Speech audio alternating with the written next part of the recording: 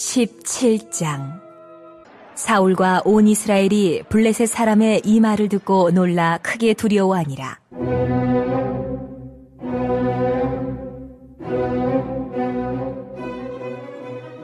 다윗은 유다 베들레헴 에브라 사람 이세라 하는 사람의 아들이었는데, 이세는 사울 당시 사람 중에 나이가 많아 늙은 사람으로서 8 아들이 있는 중 그 장성한 세 아들은 사울을 따라 싸움에 나갔으니, 싸움에 나간 세 아들의 이름은 장자 엘리압이요, 그 다음은 아비나답이요, 셋째는 삼마며 다윗은 막내라. 장성한 세 사람은 사울을 따랐고, 다윗은 사울에게로 왕래하며 베들레헴에서 그의 아버지의 양을 칠 때에 그 블레셋 사람이 40일을 조석으로 나와서 몸을 나타내었더라. 이새가 그의 아들 다윗에게 이르되, 지금 내 형들을 위하여 이 볶은 곡식 한 에바와 이 떡 10덩이를 가지고 진영으로 속히 가서 네 형들에게 주고, 이 치즈 10덩이를 가져다가 그들의 천부장에게 주고 네 형들의 안부를 살피고 증표를 가져오라. 그때에 사울과 그들과 이스라엘 모든 사람들은 엘라 골짜기에서 블레셋 사람들과 싸우는 중이더라. 다윗이 아침에 일찍이 일어나서 양을 양 지키는 자에게 맡기고, 이새가 명령한 대로 가지고 가서 진영에 이른즉, 마침 군대가 전장에 나와서 싸우려고 고함치며 이스라엘과 블레셋 사람들이 전열을 벌이고 양군이 서로 대치하였더라. 다윗이 자기의 짐을 짐 지키는 자의 손에 맡기고 군대로 달려가서 형들에게 문안하고 그들과 함께 말할 때에, 마침 블레셋 사람의 싸움 도두는 가드 사람 골리앗이라 하는 자가 그 전열에서 나와서 전과 같은 말을 하매 다윗이 들으니라. 이스라엘 모든 사람이 그 사람을 보고 심히 두려워하여 그 앞에서 도망하며,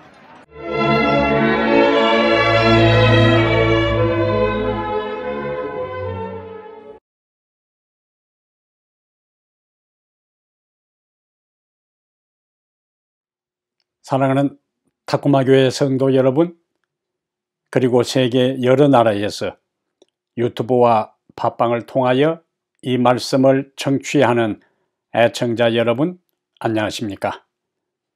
다시 하나님의 말씀을 가지고 여러분을 만나게 돼서 기쁘게 생각합니다. 오늘도 하나님께서 우리에게 주시는 귀한 생명의 말씀이 우리의 삶의 좌표가 되고, 붙들어야 할 약속이 되고, 흔들어야 할 깃발이 되고, 의지해야 할 기둥이 되기를 진심으로 축복합니다. 오늘 우리가 함께 연구할 하나님의 말씀은 사무엘상 17장 11절부터 24절까지입니다. 사무엘상 17장 11절부터 24절까지를 본문으로 해서 도피냐 도전이냐, 도피냐 도전이냐, 이러한 제목으로 하나님 말씀을 함께 나누겠습니다. 여러분은 살아오면서 어떤 두려움을 경험하셨습니까? 그리고 지금은 무엇을 두려워하고 있습니까? 각 사람이 경험하는 두려움은 사람마다 차이가 있을 수 있습니다. 하지만 사람에게는 보편적으로 느끼는 두려움이 있어요. 그 두려움은 첫째가 상실에 대한 두려움입니다. 사랑하는 사람을 잃거나, 또 건강을 잃거나, 재산을 잃거나, 직장을 잃는 것에 대한 염려와 걱정이 우리에게 있어요. 둘째는 변화에 대한 두려움과 실패와 사고에 대한 두려움이 우리에게 있습니다. 셋째는 거절과 상처에 대한 두려움이 또 있어요. 그리고 죽음에 대한 원초적인 두려움이 모든 사람의 마음속에 공통적으로 정서적으로 자리 잡고 있습니다. 이런 근원적인 두려움 외에 인간은 수많은 종류의 두려움을 마주하고 살아가요. 어떤 사람은 우리가 두려워하는 것이 645개가 된다고 이야기를 하는 심리학자도 있습니다. 아담과 하와가 범죄하고 난 다음에 두려워서 나무 사이에 숨은 이후 두려움은 인간의 숙명적 정서가 되고 말았어요. 오늘 본문으로 들어갑니다. 블레셋과 이스라엘이 지금 엘라 골짜기를 사이에 두고 지루한 대치 상태가 길어지고 있습니다. 골리앗이 밤낮으로 나와서 1대1 대결을 요구하며 이스라엘을 모욕하고 위협하고 있어요. 두려움을 조장하여 이스라엘이 스스로 무너져 항복하도록 하는 고도의 심리전입니다. 이스라엘의 이러한 골리앗에 대한 이스라엘의 반응이 오늘 본문 17장 11절인데요. 사울과 온 이스라엘이 블레셋 사람의 이 말을 듣고 놀라 크게 두려워하니라. 이 말씀 자체는 이스라엘은 골리앗의 협박과 심리전에 벌써 패배당한 상태입니다. 사람은 누구나 두려움에 사로잡히고 공포에 짓눌리게 되면은 그 공포와 그 두려움으로부터 도망갈 것인가? 아니면 도전하여 싸울 것인가를 선택하는 기로에 놓이게 돼요. 오늘 본문 17장 24절에서는 사울과 이스라엘 백성은 골리앗에게 도전하지 못하고 심히 두려워하여 그 앞에 도망갔다고 성경은 기록하고 있어요. 사람이 두려움에 사로잡히면 두려움은 우리의 삶에 굉장한 부정적인 파장을 야기시킵니다. 자, 오늘은 우리가 두려움에 사로잡히면 어떤 부정적인 상황이 우리의 삶에서 일어나는지를 오늘 본문을 통해서 살펴보겠습니다. 첫 번째, 두려움에 사로잡히면, 두려움에 빠지게 되면 시간을 낭비하고 기회를 상실한다. 시간을 낭비하고 기회를 상실한다. 그것이 오늘 11절부터 16절까지 말씀의 요약이 됩니다. 오늘 본문에 보니까 이새의 세 아들은 징집되어 전쟁에 나갔어요. 다윗의 첫째 형부터 둘째, 셋째 형은 전쟁에 나갔습니다. 그동안 다윗은 베들레헴과 사울을 오가면서 사울에게 시중을 들어요. 사울에게 악령이 임할 때에 수금을 타면서 그 사울의 혼란한 정신을 상쾌하게 하고 안정시키는 중요한 역할을 합니다. 그런데 오늘 본문에서는 다윗이 베들레헴에서 아버지의 양을 치고 있는 것으로 언급되었어요. 아마 전쟁이 났을 때에 다윗은 아직 전쟁에 나갈 만한 연령이 되지 않았기 때문에 사울이 다윗을 집으로 돌려보낼 가능성이 있습니다. 왜냐하면 민수기 1장 3절에 당시 이스라엘 법은 남자는 20살 이상이 되어야만이 전쟁에 군인으로서 출전할 수 있었어요. 그러니까 다윗이 전쟁에 참여하지 않았다는 것은 아마 이때까지 다윗이 20살이 되지 않았다는 것을 우리가 미루어 짐작할 수 있습니다. 또한 섭리적으로 하나님께서 골리앗과 맞설 인물을 바로 출현시키지 않고 이스라엘의 구원자를 절대적으로 갈망하고 필요할 때까지 다윗을 대기시켜 놓았다고 볼 수가 있습니다. 골리앗이 나타났어요. 자, 1대1로 나와 대결하자. 내가 이기면은 블레셋이 이기는 것이고 너희들은 우리의 종이 되고, 너희들 대표가 이기면은 너희들이 승리하고 우리가 너희의 종이 되겠다 할 때에 다윗이 있다가 바로 달려나가서 골리앗과 싸웠다. 별 재미가 없잖아요.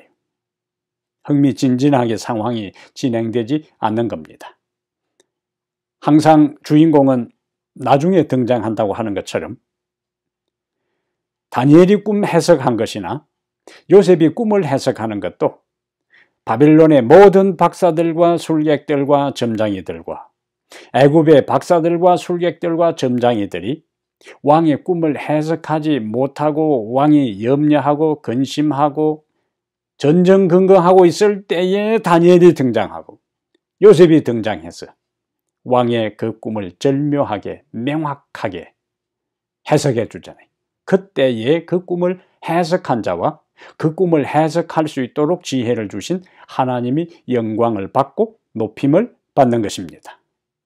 그래서 다윗이 처음부터 등장하지 아니한 것도 그러한 스토리의 연장선에서 우리가 이해할 수가 있어요.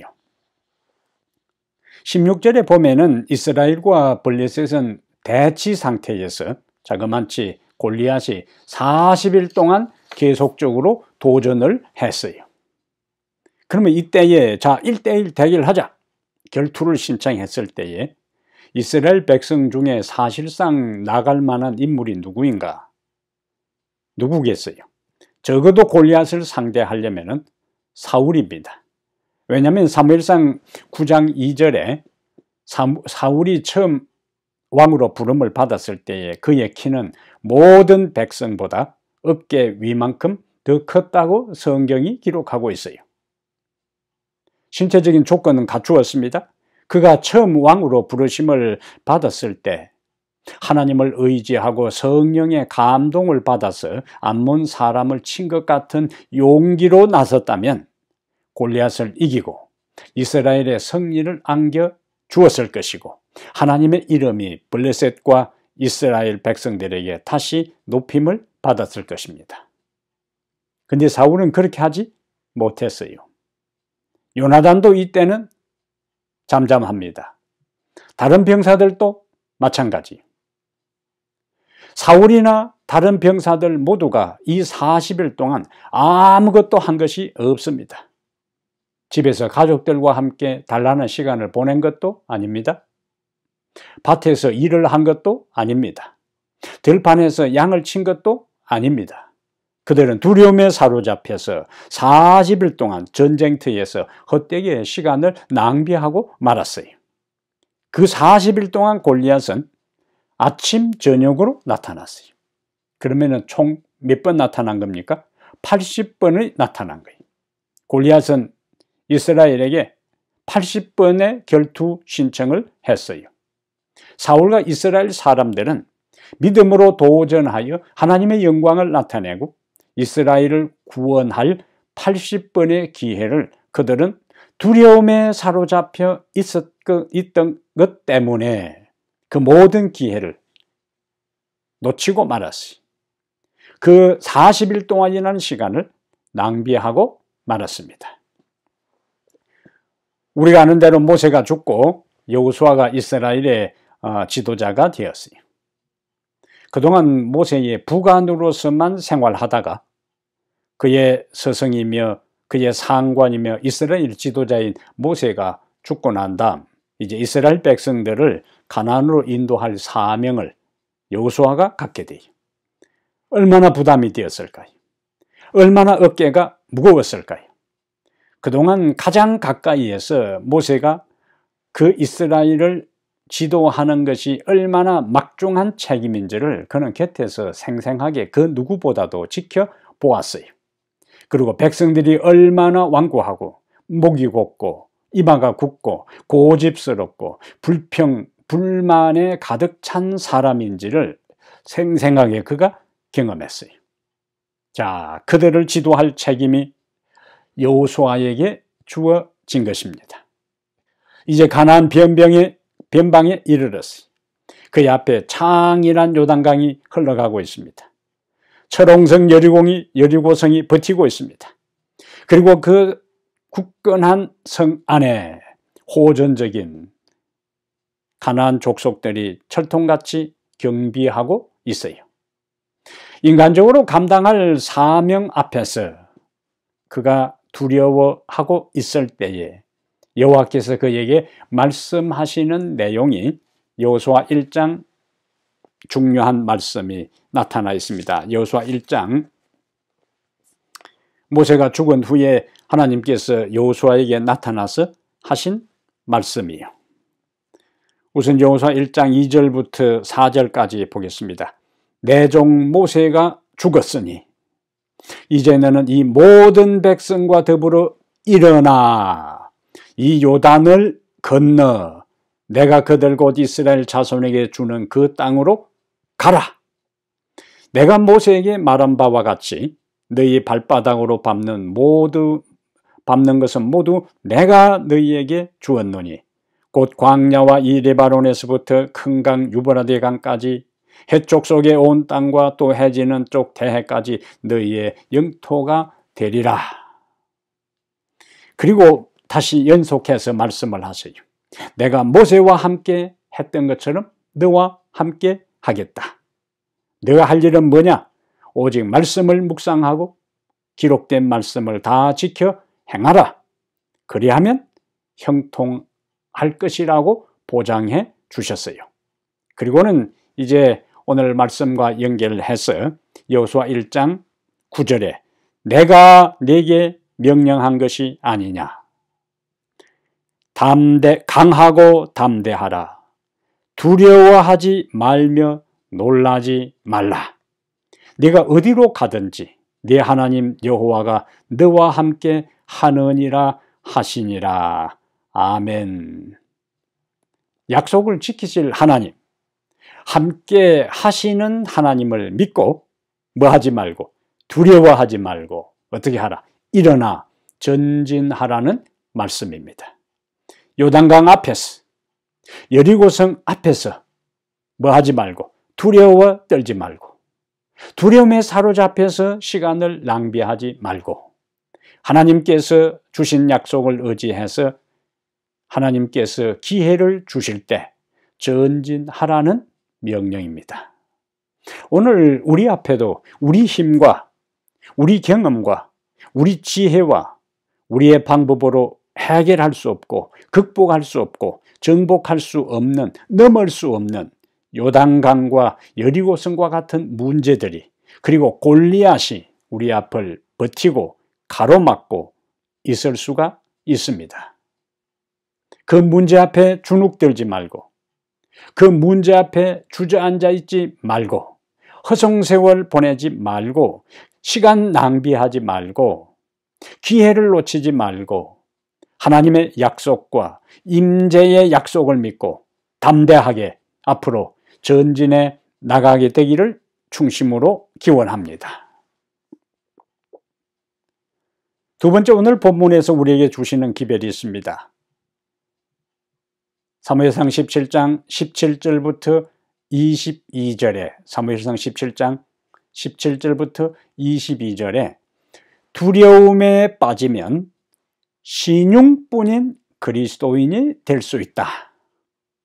두려움에 빠지면 신용뿐인 그리스도인이 될 수 있다 하는 기별을 우리에게 주셔요. 다윗이 아버지의 부탁을 받고 아버지의 말씀을 따라 전장에 나간 형제들의 안부를 묻기 위해 이제 이스라엘 진영에 도착할 때의 상황이 19절에 이렇게 기록되어 있습니다. 사무엘상 17장 19절에 다윗이 전선의 형들의 안부를 확인하기 위해서 왔을 때 이런 장면을 기록하고 있어요. 그때에 사울과 그들과 이스라엘 모든 사람들은 엘라 골짜기에서 블레셋 사람들과 싸우는 중이더라. 다윗이 아침에 일찍 일어나서 양을 양지키는 자에게 맡기고 이새가 명령한 대로 가지고 가서 진영에 이른즉 마침 군대가 전쟁에 나와서 싸우려고 고함치며 이스라엘과 블레셋 사람들이 전열을 벌이고 양군이 서로 대치하였더라. 이 말씀을 묵상하면 재미있는 현상을 우리가 발견할 수 있어요. 자, 다윗이 도착할 때의 상황을 19절에는 그때의 사울과 그들과 이스라엘 모든 사람들은 엘라 골짜기에서 블레셋과 더불어 싸우는 중이더라고 그 상황을 묘사했는데 실제적으로는 어떤 싸움도 일어나지 않았어요. 그들은 전투 태세를 갖추었습니다. 그리고는 서로 기세를 올리고 상대방의 기선을 제압하려고 함성만 지르면서 싸우는 신용만 했어요. 왜냐하면 군대가 전쟁에 나가서 싸우려고 고함을 치고 난 다음에 21절에 보면은 이스라엘과 블레셋 사람들이 전열을 벌이고 양군이 서로 대치하였더라 라고 기록하고 있거든요. 싸우는 신용만 했습니다. 소리만 질렀어요. 전투 태세의 이 모양만 갖추었습니다. 그리고 양편이 서로 마주칠 직전에 육박전으로 혈투를 벌인 대신에 그냥 그 상태가 다시 지속된 거예요. 아무 일도 일어나지 않았습니다. 고함만 질렀어요. 전투 태세만 갖추었습니다. 이러한 장면은, 이러한 그 시대의 그 장면은 오늘 우리에게 어떤 메시지를 줄까요? 두려움에 빠지면 신용뿐인 그리스도인이 될 수 있다.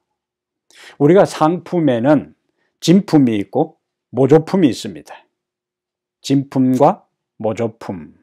근데 요즘은 모조품 제조 능력이 정교해져서 상품들을 진품과 모조품을 구분하는 것이 전문가들도 쉽지 않을 정도라고 이야기하는 겁니다.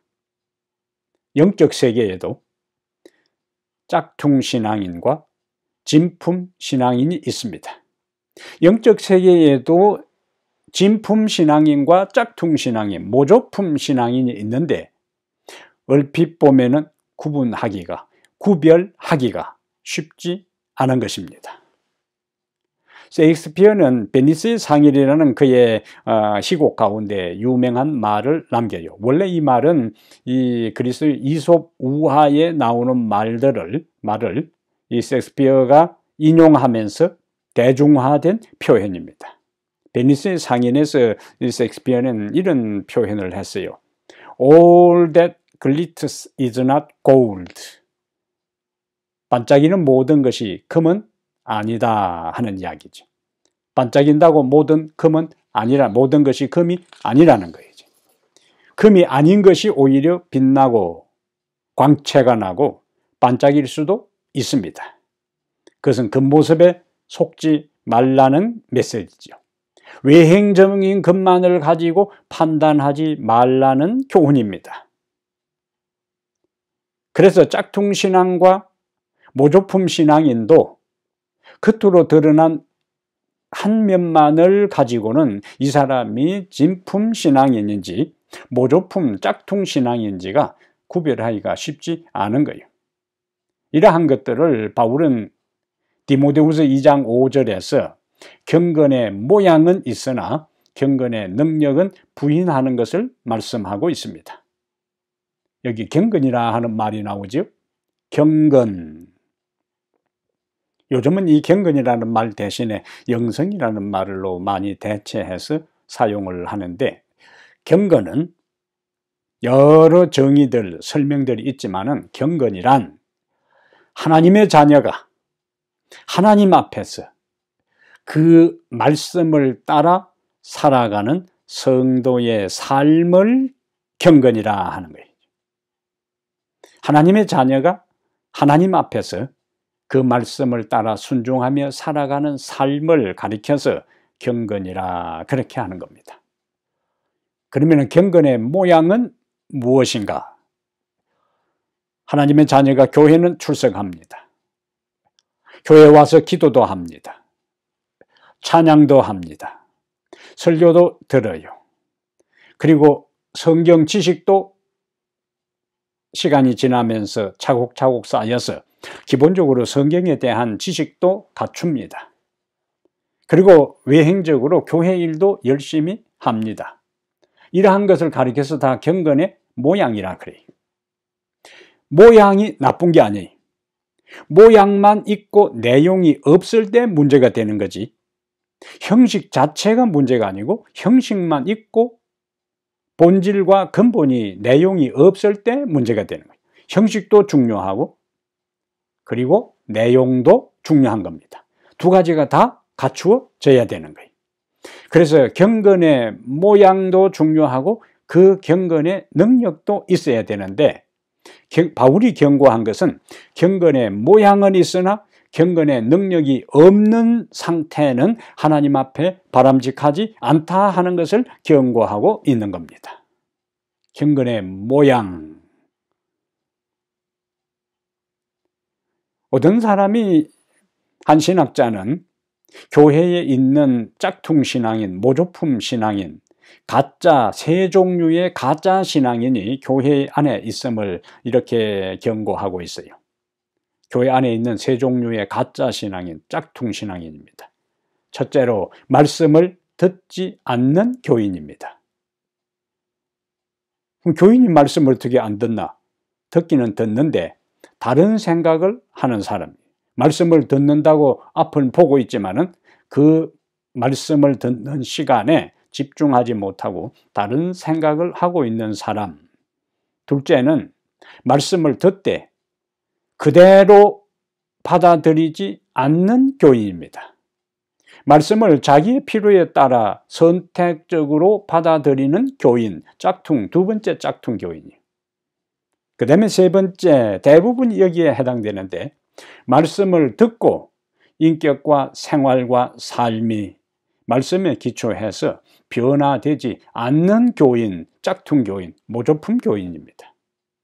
이런 특징을 가진, 말씀을 듣지 않고 말씀을 듣지만은 선택적으로 받아들이는 사람, 말씀을 듣지만은 그 말씀에 따라 자기의 삶과 인격과 품성이 변하지 않는 사람들이 다 어디에 해당되는가? 모조품 신자, 짝퉁 신자, 가짜 신자라는 이야기. 그럼 왜 이와 같은 현상이 생기는가? 교회정언 1권 29페이지에 교회정언 1권 29페이지에 렌즈 화이트는 이렇게 정언을 하고 있습니다. 그들은, 짝퉁 신자들이, 경건의 능력을 부인하는 자들의 특징이 진리를 보지만 그 중요성과 요구를 깨닫지 못한다. 진리를 보지만 그 중요성과 요구를 깨닫지 못한다.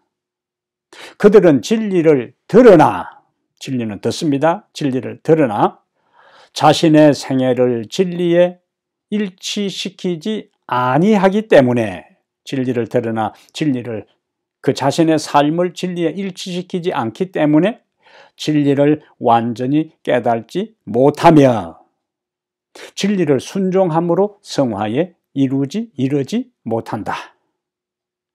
말씀을 들어도 진리에 자신의 삶을 일치시키지 않기 때문에 진리가 경험화되지 않는다는 거예요. 그리고 그 진리를 순종하지 않기 때문에 성화를 이루지 못한다. 이 구절을 달리 이해하면은 어떻게 변화가 일어나는가? 어떻게 성화와 성숙이 경험될 수 있는가? 진리를 자신의 삶에 일치시키고 그 진리를 실천하고 따르고 순종할 때에 우리의 삶의 변화와 인격적 변화가 우리의 삶에 경험되고 나타날 수 있는 것을 우리가 여기서 발견할 수 있습니다. 그들은 하나님을 안다고 공언하나, 하나님 믿는다고 하는 사람들이 교회에 다니는 거예요. 성경도 읽고 찬미도 부르고 예배에 참석하고 기도도 하고 성경 지식도 있는 사람들이, 그들은 하나님을 안다고 공언하나 행위로는 부인한다. 삶이 뒷받침되지 않는다는 이야기. 이러한 사람들을 가리켜서 경건의 모양은 있으나 경건의 능력을 부인하는 자들이고 신용뿐인 그리스도인, 짝퉁 신자, 모조품 신자들이 바로 이와 같은 특징을 갖고 있는 겁니다. 그러므로 우리는 신용뿐인 그리스도인, 짝퉁 신자, 경건의 모양만 있는 신자가 아니라 경건의 능력까지 경험하며 말씀을 진리에 자신의 생애를 일치시키고 진리가 말하는 것을 따라 순종함으로 인해서 우리의 망가지고 변질된 우리의 인격과 영혼과 정신과 온 삶이 말씀으로 인격 근본 본성까지 변화되는 그 경건의 능력을 갖춘 하나님께 인정받는 명품 신자, 진품 신자, 경건의 능력까지 갖춘 신자가 되시기를 간절히 바랍니다.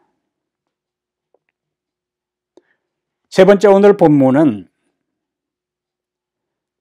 사무엘상 17장 23절과 24절에서 두려움에 빠지면 도전 대신에 도피하게 된다. 두려움에 빠지면은 도전 대신에 도피하게 된다 하는 메시지를 우리에게 전해주고 있어요. 24절을 보면은 골리앗이 나타나자 모든 이스라엘 백성들은 심히 두려워했다고요.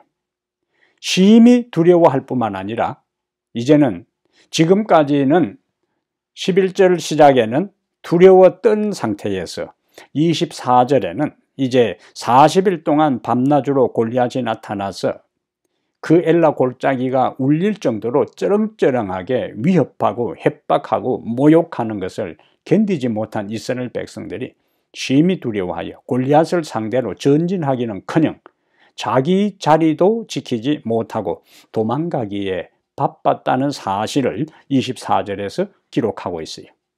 그들은 골리앗에 하나님의 이름으로 도전하지 못했습니다. 그들은 골리앗을 향해서 전진하지 못했어요. 그들은 자신의 자리도 지키지 못하고 오히려 이탈되고 말았습니다.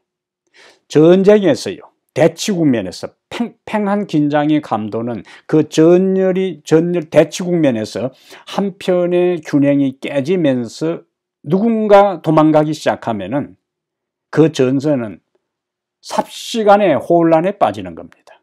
무너지고 마는 거예요. 이미 패배한 것과 마찬가지. 이스라엘 백성들이 바로 지금 그와 같은 상태에 처하게 된 거예요. 두려움에 빠지면 도전 대신에 도피한다. 이러한 이스라엘 백성들의 모습이 오늘 이 시대를 살아간 우리에게 주는 메시지가 뭘까요? 오늘날 교회의 여러 문제 중에 중요한 문제는 많은 성도들이 진리를 치열하게 탐구하고 열심히 진리를 전하고 열정적으로 주의 말씀을 순종하기 위해 자신의 삶을 던지는 치열한 노력이 부족한 것이 오늘날 교회의 치명적인 문제입니다. 진리를 탐구하는 것과 진리를 전하는 것과 진리를 따라 순종하는 일에 있어서 치열한 노력이 부족하다는 말씀이, 모든 것이 적당주의로 흘러가는 시대를 우리는 살아갑니다. 타협하는 시대를 살아갑니다. 말씀을 곧이곧대로 믿고 말씀에 자신의 인생을 거는 사람은 융통성이 없는 사람처럼 보이고 꽉 막힌 사람처럼 보이고 답답한 사람처럼 보이고 외골순처럼 보이고 평가되는 시대에 우리가 살아가고 있어요. 적당하게 대강대강 얼렁뚱땅 살아가는 것이 지혜롭고 처세술에 능한 그리스도인으로 인정받는 시대를 우리는 살아갑니다. 가치관의 전도 시대에 우리가 사는 거예요. 많은 짝퉁 그리스도인들의 특징은 하나님의 분명한 말씀이 더 이상 그들의 삶의 절대적인 기준으로 평가되지 않는 거예요. 하나님이 말씀하셨으니까 내가 하나님의 말씀에 그 기준에 내가 맞추어서 살아가야 된다는 것이 아니라 하나님의 말씀을 나를 기준으로 해서 필요하면은 맞추고 필요하지 아니하면은 포기하고 버리고 타협해버리는 시대를 우리가 살아가고 있는 겁니다. 하나님의 말씀은 우리에게 절대적인 삶의 기준이요. 왜? 하나님은 우리에게 절대적인 기준을 요구할 수 있는 자격이 있는 분이고 절대적인 요구를 따라 살 때에 우리의 삶의 축복이 되고 유익이 되고 그 다음에 하나님께 영광이 되는 겁니다.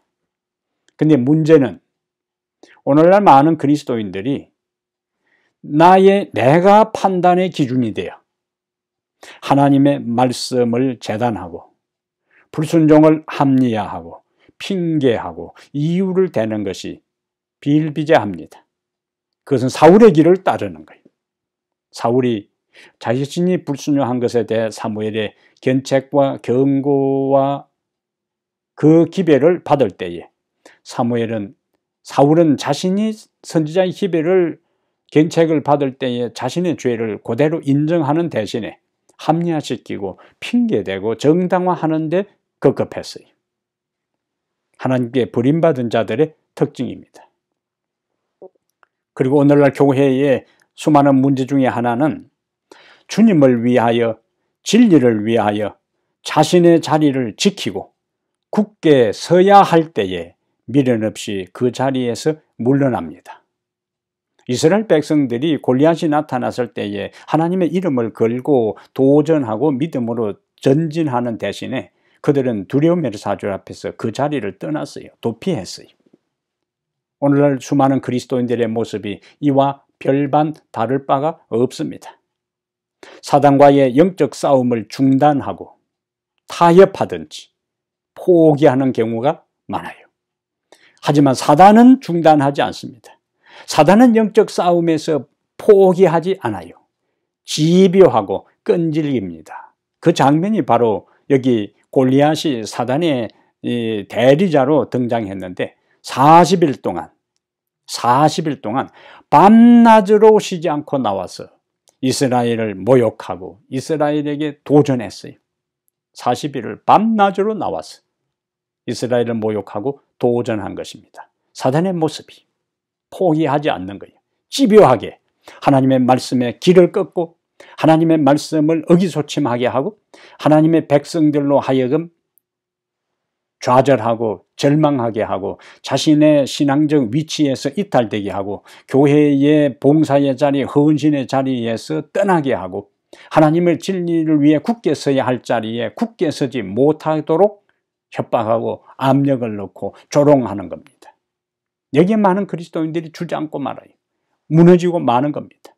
진리의 전선에서 서로의 손을 잡고 서로 격려하고 의지하고 돌아보면서 그 자리를 한 사람 한 사람이 지켜야 되는데 한 사람 한 사람이 이탈되는 순간에 나머지 남아있는 사람들마저도 의기소침하고 의욕을 상실하고 용기를 잃어버리고 동시에 모든 전선이 붕괴되면서 하나님의 전선이 사단과의 싸움에서 패배되는 이와 같은 현장에 우리가 있다면 비극이라는 이야기입니다.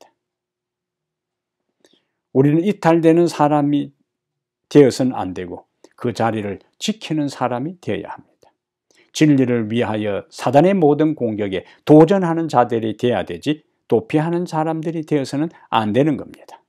내 주변의 사람들이 한 사람 한 사람 떠나간다 할지라도 물러간다 할지라도 타협한다 할지라도 배도한다 할지라도 자신의 자리를 지키는 사람을 하나님께서는 반드시 축복하시고 인정하시고 은혜를 더하여 주실 것입니다. 그러한 사람을 하나님은 눈여겨보시다가 결정적인 순간에 높이시고 하나님께서 영광을 받으신 대로 그 사람에게는 축복의 은총을 주실 거예요. 1950년 6월 29일에 메가드 장군은 당시에 일본의 극동사령부, 일본을 통치하면서 극동사령부 사령관이었는데 6.25가 일어나고 난 다음에 6월 29일, 25일 이후에 4, 5일 지난 다음에 그가 한국 전쟁의 상황을 시찰하기 위해서 한강 방어선을 전격적으로 그가 방문하게 됩니다.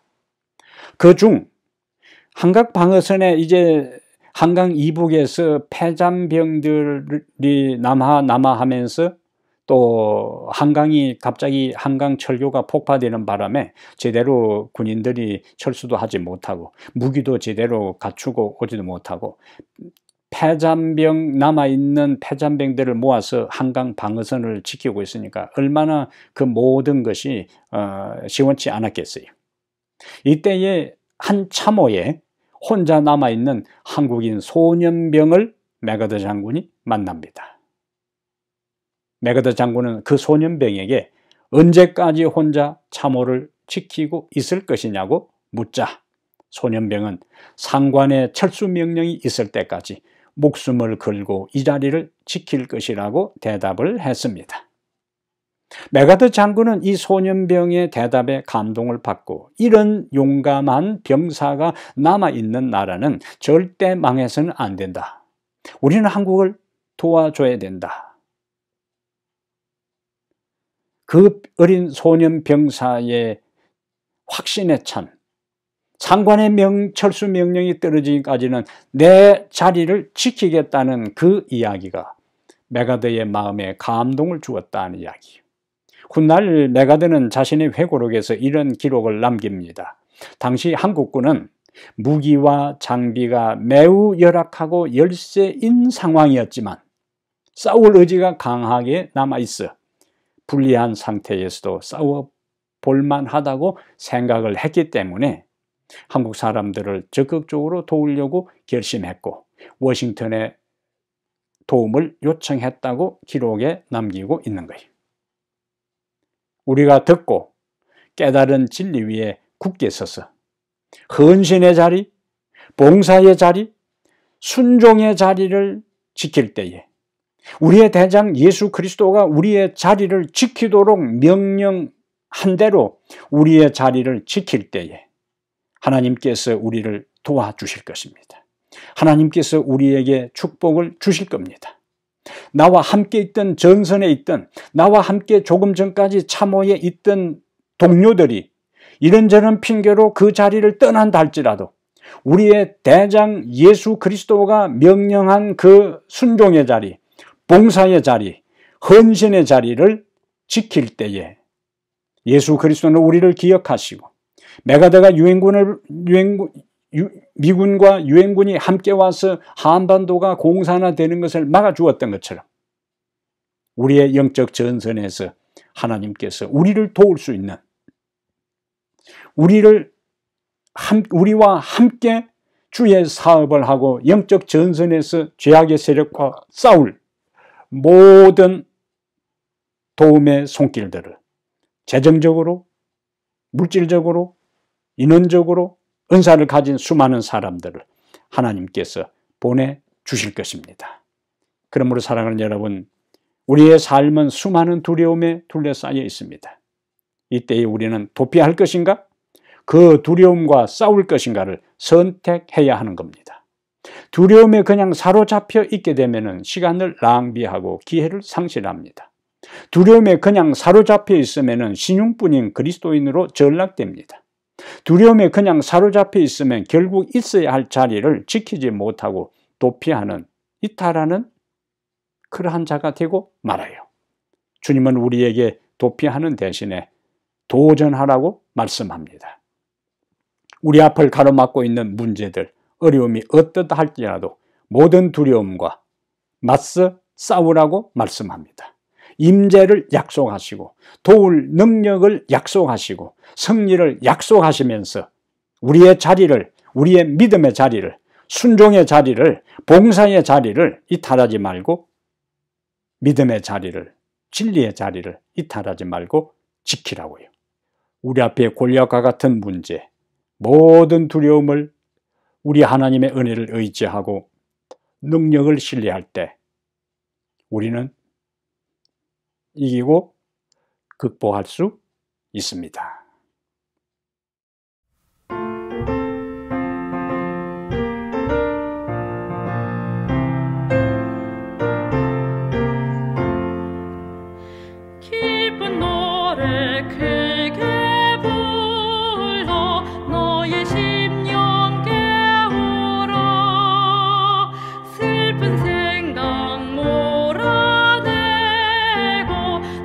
찬양하여라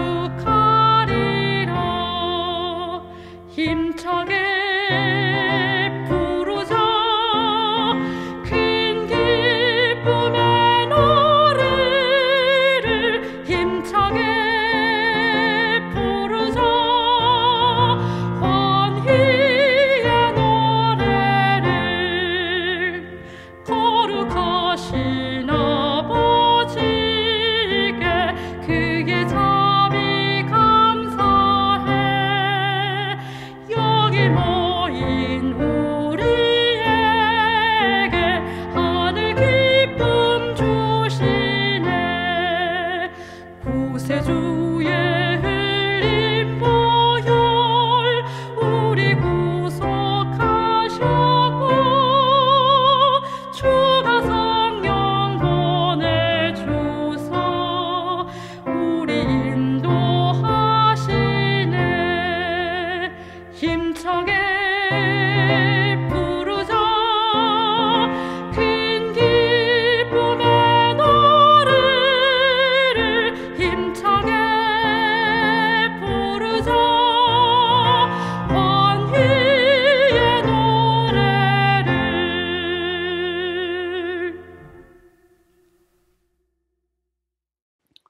하나님 우리 아버지, 오늘 우리에게 우리 앞에 있는 수많은 두려움과 어려움 앞에서 도피하는 대신에 예수의 이름으로 하나님의 약속을 의지하여 도전하도록 격려해 주시니 감사합니다. 우리 홀로 영적 전선에 있게 하지 아니하고 하늘의 수많은 천사들을 파견하시고 때로는 외롭지만은 때로는 홀로 하나님이 있으라고 한 그 자리, 순종의 자리, 진리의 자리, 구원의 자리, 봉사의 자리를 지키는 것이 외로울지라도 그 자리를 지킬 때 하나님은 우리를 기억하시고 도울 손길을 보내주시고 은혜를 주시고 축복을 주시고 승리를 주시고 영광을 주신다는 사실을 우리가 전적으로 믿고 확신하고 살아가게 해 주시옵소서. 앞으로 역사의 마지막에 상황들이 긴박하게 돌아갈 때에 우리와 함께 같은 전선에 있었던 수많은 우리의 동료들이 그 자리를 떠나갈지라도 나 혼자만이라도 우리의 대장 예수 그리스도가 명령한 그 자리를 지켜서 주께 최후의 순간까지 충성하는 성도들 다 되게 하여 주시옵소서. 우리 주 예수님 이름으로 간절히 기도하옵나이다. 아멘.